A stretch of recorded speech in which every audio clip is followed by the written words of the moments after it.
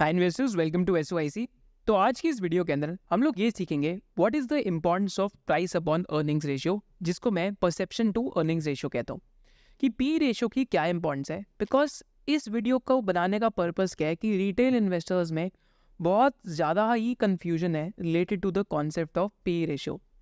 कभी कभी आप देखेंगे कि किसी स्टॉक की पी रेशियो 300 होगी और लोग कहेंगे यार ये तो ओवर प्राइस स्टॉक है, but the stock will continue to do extremely well.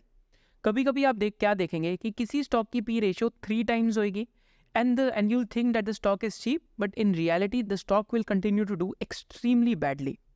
So this is one of the topics जो एक फंडामेंटल इन्वेस्टिंग के लिए आपके लिए सीखना बहुत ज़रूरी है, because P ratio can fool you a lot of times, but उसको समझना काफ़ी इंपॉर्टेंट है कि पी रेशियो के पीछे की क्या डीपर अंडरस्टैंडिंग है उसकी, जो रिटेल इन्वेस्टर्स के लिए एक बहुत कंफ्यूजिंग टॉपिक है। सेकेंड, हम लोग इस टॉपिक में क्या करेंगे कि मैं आपके साथ क्या करूंगा कि पी रेशियो का एक बेसिक इंट्रोडक्शन लूंगा कि प्राइस अपॉन अर्निंग्स रेशियो होती क्या है, एंड इसको मैं परसेप्शन टू अर्निंग्स रेशियो क्यों कहता हूँ। क्योंकि अगर आप पी रेशियो की बात करेंगे तो इन अ वेरी बेसिक और अ नटशेल पी रेशियो का क्या मीनिंग होता है। नाउ सपोज करते हैं एक एसेट है, या फिर सपोज करते हैं बैंक एफडी का एग्जाम्पल लेते हैं।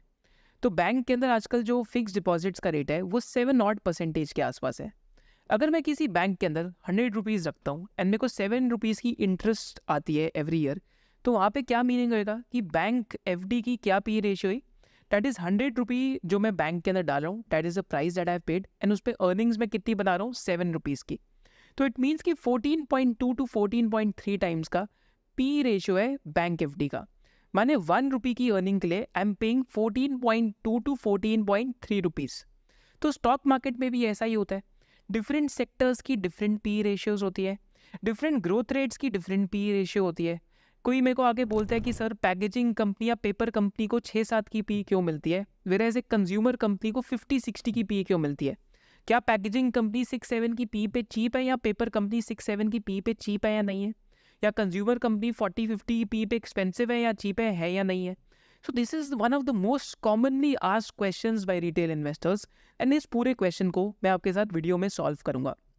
Because P ratio across sectors, across companies one of in earnings होते हैं। कभी कभी कंपनीज जो साइक्लिकल होती हैं उनकी पी रेशियो लो होती है। जो कंपनीज कभी कभी ऑपरेटिंग लेवरेज पे बैठी होती है उनकी पी रेशियो काफ़ी हाई होती है। So how P ratio can be deadly for you if you don't understand it, that is what the importance of this video is, कि आपको इस वीडियो के अंदर हम आपको ये सारी चीज़ें सिखाएंगे।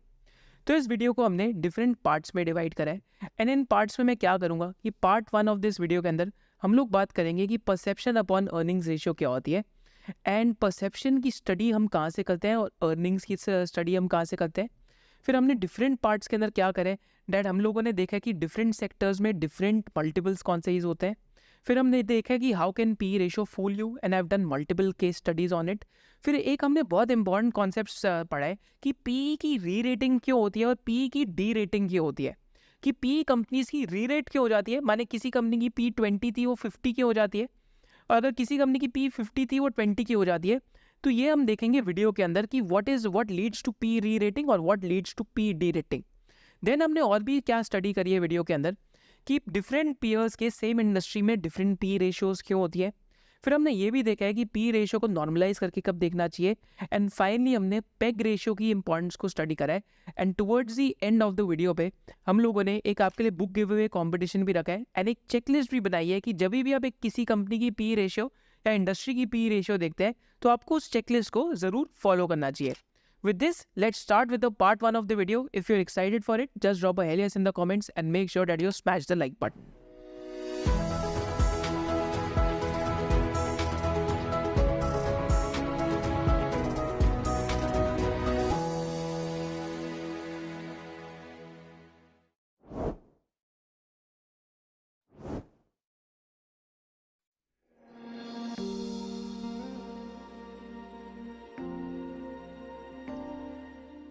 तो पार्ट 1 ऑफ दिस वीडियो में हम लोग क्या करेंगे, पी रेशियो को जैसे हमने इंट्रो में देखा कि it's a study of perception upon earnings.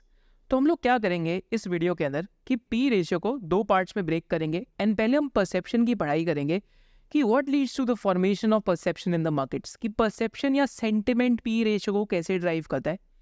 And secondly हम लोग देखेंगे कि what are the triggers for earnings which drives the P ratio.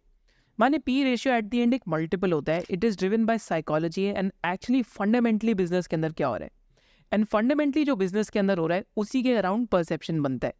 तो this is the beauty of P ratio. तो with this I will just start की perception upon earnings की क्या study होती है and what drives the perception and what drives the earning. पहले तो हम बात करते हैं परसेप्शन की कि परसेप्शन में क्या क्या रहता है. हम पी रेशियो को परसेप्शन अपॉन अर्निंग्स रेशियो क्या कहते हैं वो हम इस पार्ट ऑफ द वीडियो के अंदर देखेंगे. And because P ratio is always decided by the sentiments of the crowd and the earnings of the business or the sector, this is why I call it perception upon earnings ratio. तो ये चीज आप मेरे साथ comment section में repeat कर सकते हैं कि पी रेशियो को हम और क्या कहते हैं, परसेप्शन अपॉन अर्निंग्स रेशियो.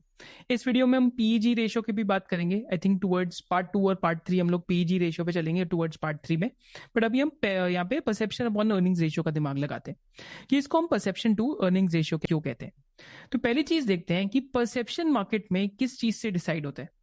तो यहाँ पे एग्जाम्पल लेते हैं. परसेप्शन मार्केट में सबसे बड़ा सेंटिमेंट क्या होता है मार्केट में, देखिए डेट इज की कोई इंडस्ट्री टेलविंड्स में और इंडस्ट्री हेडविंड्स में. हैव यू एवर इमेजिन्ड कि एक कंपनी को हाई पी क्यों मिलती है और दूसरी कंपनी को लो पी क्यों मिलती है? Because this is a saying that I read in the book of long term value investing by mister Bharat Shah, that Indian market is a growth market. माने इंडिया की मार्केट एक ग्रोथ मार्केट है because यहाँ पे GDP 10% के आसपास grow करिए, nominal GDP पर per annum. So whenever the growth in a business goes away, the stock is treated like a bond, then eventually worse than a bond. माने जब भी किसी एक बिजनेस की ग्रोथ खत्म होती है तो उसकी पी काफी तेजी से डी रेट हो जाती है या इंडस्ट्री की पी डी रेटिंग होती है. तो इसलिए इंडस्ट्री टेलविंड्स वर्सेस हेडविंड्स को समझना एक बहुत इंपॉर्टेंट एग्जाम्पल है. उसके बाद मार्केट स्ट्रक्चर की बेयर मार्केट चल रही है, बुल मार्केट चल रही है, this also decides the P ratio. Basically bull market के अंदर no P is too high for the sectors which are in bull markets. जैसे अगर हम आज डिफेंस सेक्टर की एग्जांपल देखते हैं तो again no one would have thought कि पी रेशियो इतना स्ट्रेच कर जाएगी, वहां पे ऑर्डर बुक्स भी काफी ज्यादा बड़ी, but again no one would have thought this will happen. Then interest rates also decide the perception. I'll take you through one and every example कि हम perception में और क्या देखते हैं. Interest rates, वॉरेन बफेट ने हमें बताया था कि is like gravity to stock market valuations.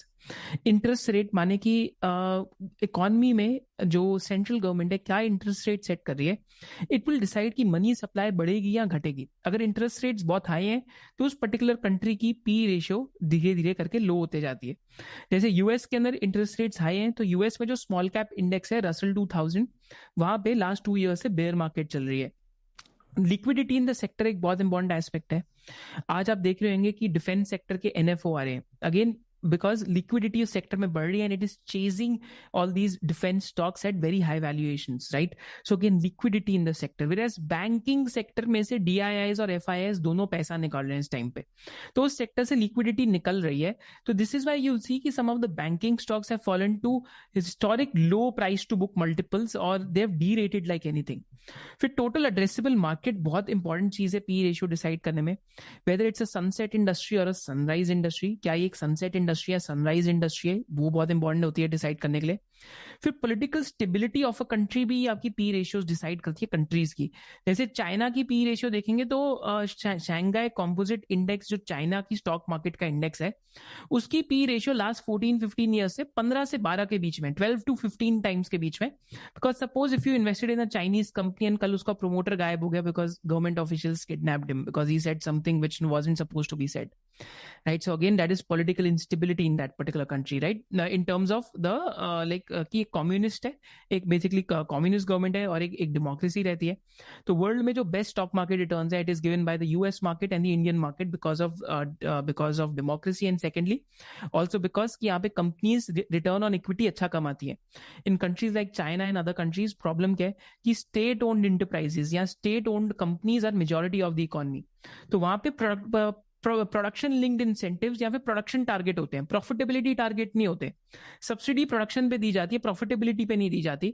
This is why a lot of companies in China on an average don't make more than 10 or 11% return on equity. This is why long term returns of Shanghai composite index are also a straight line. कई लोग कहते हैं हम China में value ढूंढ रहे हैं, but this is a very basic first principle question that they and up missing कि these companies will always trade at a cheaper valuation because of that reason. Then market share of a business, A company that is gaining market share will anyways command a higher PE ratio than a business that is losing market share. That is a very natural thing, बहुत common sensical thing है सोचना. फिर एक last चीज जो बहुत important है, जो फंडामेंटल्स में भी पढ़ेंगे, कि हाउ क्लोज और फार आर दी अर्निंग्स. कि अर्निंग्स ग्रोथ, देखिए पी रेशियो में क्या चीज होती है, परसेप्शन होता है और अर्निंग्स होता है, और ये पूरा परसेप्शन अर्निंग्स के आसपास बनता है. एक कंपनी की अगर अर्निंग्स ग्रोथ बहुत फास्ट हो रही है और बहुत पास में फास्ट से हो रही है, तो it means this company will generally command a higher P versus a company जहां पे earnings growth is 2-3 years away, क्योंकि वहां पे अभी हो सकता है कि कंपनी की फैक्ट्री फुल्ली यूटिलाइज्ड है, कंपनी को लैंड एक्वायर करने में टाइम लग रहा है, कंपनी अभी केपेक्स कर रही है, 3 साल बाद हो सकता है अर्निंग्स ग्रोथ रिज्यूम हुए. This is also one of the reasons why perception takes a hit for some of the companies, right. And even cyclicality होती है अर्निंग्स के अंदर. माने कि कुछ कंपनीज के मार्जिन ऐसे ऐसे जाते हैं, जैसे शुगर इंडस्ट्री है, तो शुगर इंडस्ट्री